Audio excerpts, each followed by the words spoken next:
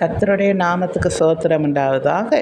நீதிமொழிகள் 1ஆம் அதிகாரத்திலே 32ஆம் வசனத்திலே சொல்லப்பட்டு இருக்கிறது, பேதைகளின் மார்போடு அவர்களை கொல்லும், மூடரின் நிர்விசாரம் அவர்களை அழிக்கும் என்று. யார் யாருக்கு நிர்விசாரம் இருக்கு என்பதை குறித்து இன்று நாம் பார்ப்போம்.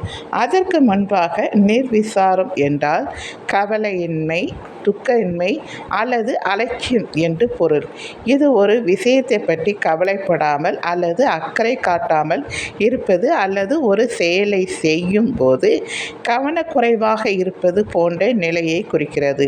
உதாரணமாக, ஒரு குளத்தில் விழுந்து தவிக்கும் ஒருவரை பார்த்து நீச்சல் தெரிந்த ஒருவர் அதை வேடிக்கை பார்த்து கொண்டு இருந்தால் அது நிர்விசாரம் எனப்படும். செய்ய வேண்டிய வேலைகளை செய்யாமல் செய்யக்கூடாதவைகளை செய்து கொண்டு இருப்பது நிர்விசாரமாகும்.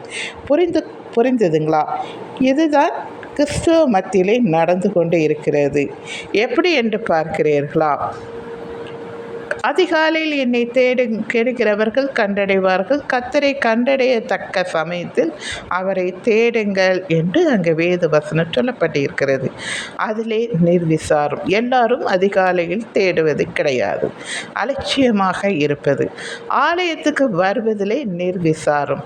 எப்போ வேணாலும், எந்த நேரம் வேணாலும், கடைசி நேரத்தில் வந்தாலும் ஆலயத்துக்கு அவங்க நிர்விசாரம், ஒரு பயபக்தியோடு ஆலயத்துக்கு கரெக்டான டைமுக்கு முன்னாடி வந்து ஒரு 5 நிமிஷம் உட்காரணுன்னு அந்த கடவுள் பயம் இல்லை, கர்த்தருக்கு பயப்படுகிற பயம் அங்கே இல்லை. துணிச்சலாய் ராப்போஜனம் எடுக்கிறார்கள். எல்லா பாவங்களையும் செய்துவிட்டு அங்கே ராப்போஜனம் எடுக்கிறார்கள். அங்கே நிர்விசாரம். பாவத்தை விட்டு விட்டு பரிசுத்தமாய் வாழாமல் துணிகரமாய் பாவங்களை இன்னும் செய்து கொண்டு இருக்கிற ஒரு நிர்விசாரம். கிறிஸ்தவ வாழ்க்கை என்பது ஒரு பரிசுத்தமான வாழ்க்கை, ஆனால் அதை செய்வது கிடையாது. மற்றவர்களைப் போலவே எல்லா பாவங்களையும் செய்து கொண்டு நான் கிறிஸ்தவன் என்று சொல்லிக்கொண்டே இருக்கிறார்கள்.